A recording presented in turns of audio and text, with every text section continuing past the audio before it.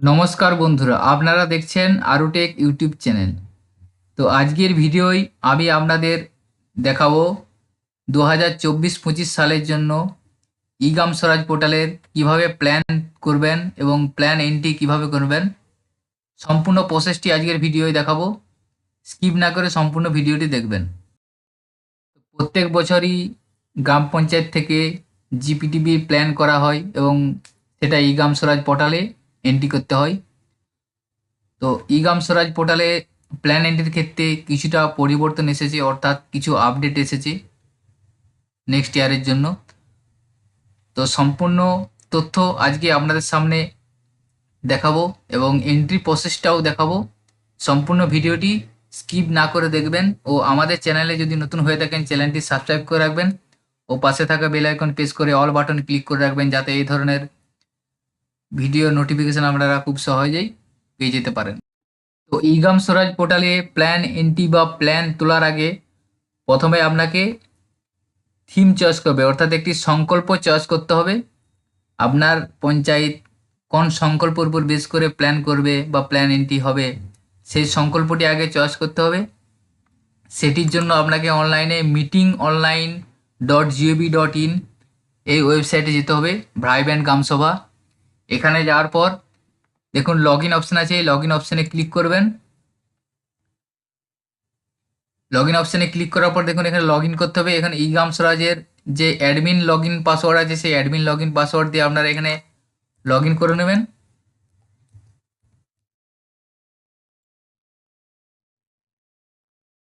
Log in করে নেওয়ার পর আপনাদের সামনে লগ ইন পেজটি ওপেন হয়ে যাবে। এরপরে দেখুন একেম সেলিব্রেশন এই অপশানটায় ক্লিক করবেন। তো এখান থেকে আপনি আপনার সংকল্পটি সিলেক্ট করে নেবেন। আপনার পঞ্চায়েতের জন্য যে সংকল্প সেটা চয়েস করে নেবেন। চয়েস করে নেওয়ার পর এখানে আপনি এটা সেট করে নেবেন। তো এবার আপনার ভাইব্রেন্ট গ্রামসভা থেকে একটি সংকল্প চয়েস করে নিতে হবে। এরপর আপনি ইগাম স্বরাজ পোর্টালে যাবেন, যাওয়ার পর লগ ইন অপশানে যাবেন। লগ ইন অপশানে যাওয়ার পর অ্যাডমিন লগ ইন দিয়ে লগ ইন করবেন। অ্যাডমিন লগ ইনে লগ ইন করার পর এখানে দেখুন আপনার লগ ইন পেজটি ওপেন হবে। এরপরে দেখুন সুইচ ইউনিট একটা অপশান আছে, এই অপশানটায় ক্লিক করবেন।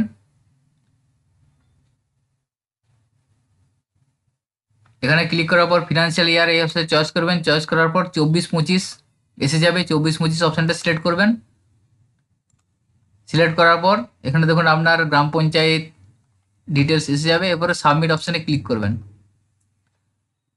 সাবমিট অপশানে ক্লিক করার সাথে সাথে আপনার যে লগ ইন পেজটি 24-25-এ কনভার্ট হয়ে গেছে। এরপরে আপনার এখানে থ্রি ডট লাইনে যাবেন, যাওয়ার পর দেখুন এখানে আছে ফান্ড।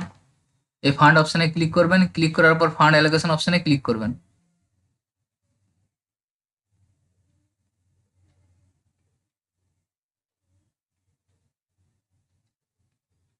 এখানে দেখবেন আপনারা স্ক্রল করে নিচের দিকে যাবেন। নিচের দিকে যাওয়ার পর দেখুন এখানে আপনার 15 ফিনান্সের জন্য যে ট্রায়েড জ্ঞান ও বেসিক আনট্রায়েড জ্ঞান দুটো আপনার যে বাজেটারি অ্যালোকেশন অ্যামাউন্টটা শো করবে প্ল্যান এন্ট্রি করার জন্য। যাওয়ার পর আপনার এখানে প্ল্যানিং আছে, প্ল্যানিং অপশানে ক্লিক করবেন। অপশানে ক্লিক করার পর অ্যাক্টিভিটি পোল এই অপশানে যাবেন। এখানে যাওয়ার পর রেজিস্টার অ্যাক্টিভিটি অপশানে ক্লিক করবেন।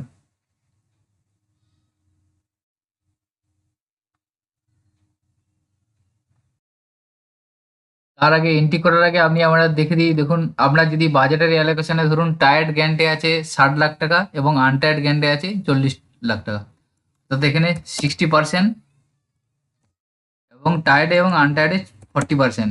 তো এইভাবে আপনার থাকবে 60-40 হিসাবে আপনার ব্যালেন্সটা শো করবে। তো এরপরে টায়ার্ড টায়ার্ডের সিস্টেম অনুযায়ী তাহলে আপনি যে টোটাল অ্যামাউন্টটা পাচ্ছেন সে টোটাল অ্যামাউন্টের 60% টায়ার্ডে পাবেন ও আনটায়ার্ডে 40% পাবেন। এরপর ট্রায়াল গ্যান্টের যে 60% অ্যামাউন্ট আপনি পাবেন সেটার মধ্যে ড্রিঙ্কিং ওয়াটারের 30% আপনাকে দেখাতে হবে এবং স্যানিটেশনের 30% দেখাতে হবে। অর্থাৎ টায়ার্ড গ্যান্ডে যে 60% টাকাটা পাচ্ছেন, ধরুন আমি এখানে টায়ার্ড গ্যান্ডে 60 লক্ষ টাকা পেয়েছি, সেক্ষেত্রে আমাকে ড্রিঙ্কিং ওয়াটারে 30% দেখাতে হচ্ছে এবং স্যানিটেশনে 30%। অর্থাৎ 60%-এর মধ্যে ড্রিঙ্কিং ওয়াটারে 30%, স্যানিটেশনে 30%।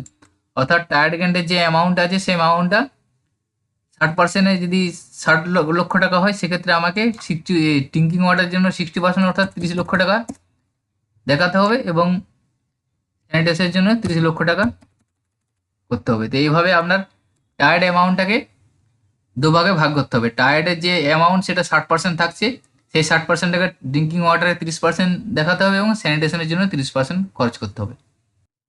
তো আপনি যদি কোনো একটি সংকল্প অর্থাৎ একটি থিম চয়েস করে থাকেন, সেক্ষেত্রে কোনো অসুবিধা নেই। আনটায়ার্ডের যে গ্যান্ড আছে, ধরুন 40% যে আনটায়ার্ড গ্যান্ড আছে, সেই আনটায়ার্ড গ্যান্ডের মধ্যে 50% আপনাকে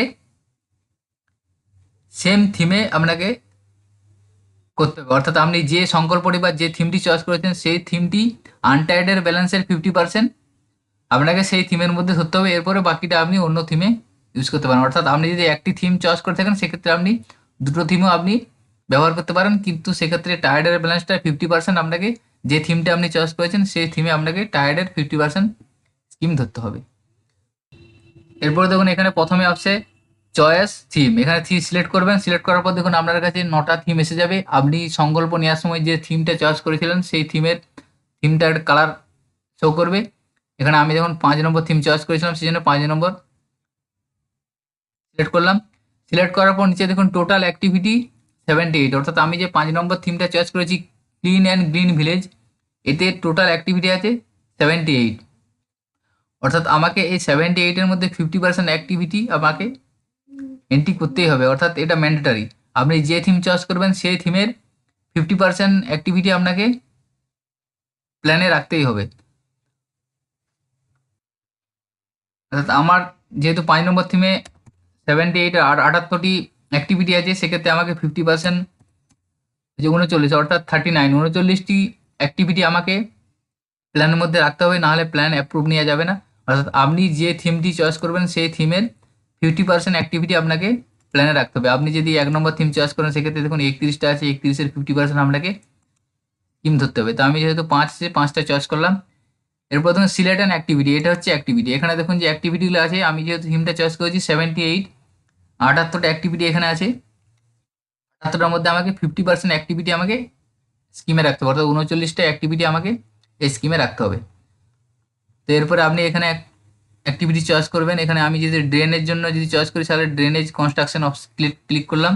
এখানে দেখুন ক্লিক করার সাথে সাথে স্যানিটেশন অটোমেটিক এসে গেছে। এরপর নিচে দেখুন সিলেক্ট অ্যাক্টিভিটি টাইপ, এটা পাবলিক ওয়ার্কটা অটোমেটিক এসে যাবে, এটা পাবলিক ওয়ার্কই থাকবে। তো এখানে আমি ড্রেনেজ কনস্ট্রাকশন সিলেক্ট করলাম।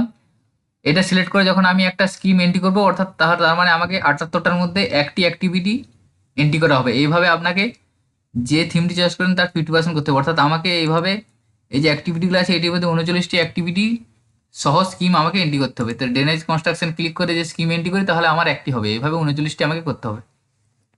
এরপরে ইন্টার ডেসক্রিপশন, অর্থাৎ এখানে আমার স্কিমের নামটা এখানে আমাকে লিখতে হবে। এখানে দেখুন আমি স্কিমের নাম দিয়ে দিলাম কনস্ট্রাকশন অফ ড্রেন অ্যাট 5 নম্বর সংসদ। এভাবে আপনি স্কিমের নাম দেবেন যে স্কিমের নাম আপনি করেছেন। এরপরে চাই স্কিমের সাথে আপনি মৌজা, জেল নাম্বার, প্লট নাম্বারটা অ্যাড করে নিতে পারেন। ডেসক্রিপশনে এইভাবে স্কিমের নামটা দিয়ে দেবেন। এরপর নিচে আছে দেখুন মিশন অন্তর্দয়, এই অপশানটা সিলেক্ট করবেন, সিলেক্ট করে নান অপশানে টিক দিবেন। টিক দেওয়ার পর এখানে অ্যাক্টিভিটি রিমার্কেবল ফর এই অপশানে সিলেক্ট করবেন। সিলেক্ট করার পর দেখুন আসবে অল জেনারেল এসসি এসটি। তো এই ক্ষেত্রে আপনি অল সিলেক্ট করবেন। অল সিলেক্ট করলে যে এসসি এসটি জেনারেল সকলের সুবিধাটা পাবে, সেই জন্য আপনি এখানে অল সিলেক্ট করে দেবেন। এরপরে সিলেক্ট টার্গেট, এখানে সিলেক্ট করে আপনি এই অল অপশানটাই সিলেক্ট করে দেবেন। এরপরে দেখুন সিলেক্ট অ্যাক্টিভিটি নেচার, এখানে সিলেক্টে ক্লিক করবেন, ক্লিক করে নিউ অ্যান্ড ফ্রেশ এই অপশানটা সিলেক্ট করবেন। এরপরে দেখুন আছে is the activity directly fund by panchayat, অর্থাৎ যেহেতু বাজেটের এলাকাশনে দেখলেন আপনার পঞ্চায়েতকে ডাইরেক্ট ফান্ড দেওয়া হয়েছে, সেই জন্য এই অপশানটা সবসময় ইয়েস থাকবে।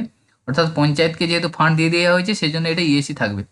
এবারে estimated completion time of activity, অর্থাৎ আপনি যে কাজটা এন্ট্রি করছেন, অ্যাক্টিভিটিটা এন্ট্রি করছেন, সেটা কত মাস কত দিনের মধ্যে কমপ্লিট হবে, সেটা একটা এস্টিমেট দিয়ে দেবেন। এখানে 12 মাস দিয়ে দিলেন। এরপরে দেখুন আছে select tentative start year and month, অর্থাৎ কাজটা কত সালে কোন মাসে স্টার্ট হবে সেটা দিয়ে দেবেন। আপনি এখানে 2024 এপ্রিল দিয়ে দিলেন। এরপরে দেখুন অ্যাকসেপ্টেড বেনিফিশিয়ারি, অর্থাৎ আপনি যে ওখানে অল সিলেক্ট করলেন, সেখানে এই কতজন বেনিফিশিয়ারি এটি উপকৃত হবে এই কাজের জন্য সেটা এখানে লিখে দিলেন। আপনি টোটালটাই জেনারেলে দিয়ে দেবেন। SC ST দেওয়ার দরকার নেই, টোটালটা জেনারেলে দিয়ে দেবেন। এরপর দেখুন estimated total cost in rupees, অর্থাৎ আপনি যে স্কিমটি বা ওয়ার্কটি এন্ট্রি করেছেন সেই ওয়ার্কটি এস্টিমেটেড কস্ট কত করেছেন সেটি এখানে লিখে দেবেন। লিখে দেওয়ার পর দেখুন অ্যাক্টিভিটি আউটপুট, অর্থাৎ আপনার অ্যাক্টিভিটির কী ধরনের সেই আউটপুটটা দিতে হবে। আপনার অ্যাক্টিভিটি যেহেতু এখানে ড্রেনেজ আছে সেই জন্য এটা অ্যাসেট হবে, অ্যাসেট অপশানে সিলেক্ট করবেন, এই অপশানে টিক দিবেন।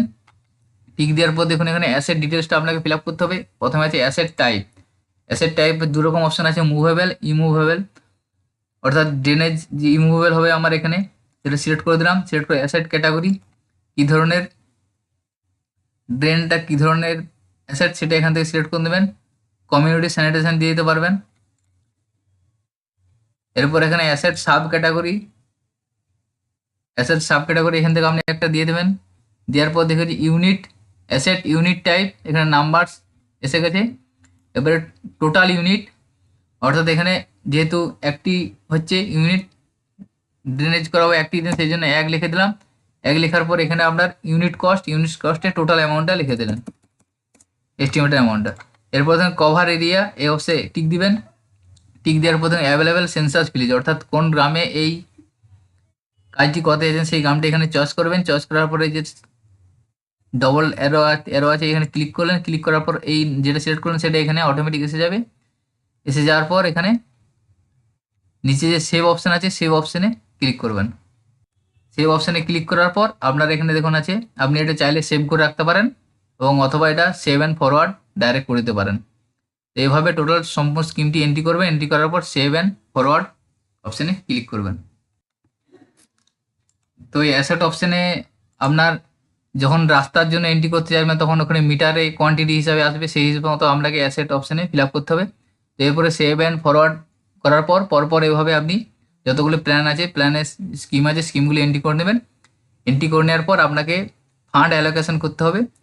তো আপনারা কিভাবে ফান্ড অ্যালোকেশন করবেন ও প্ল্যান কিভাবে অ্যাপ্রুভ নেবেন সেটি পরবর্তী ভিডিও আমি আপনাদের স্টেপ বাই স্টেপ দেখাবো।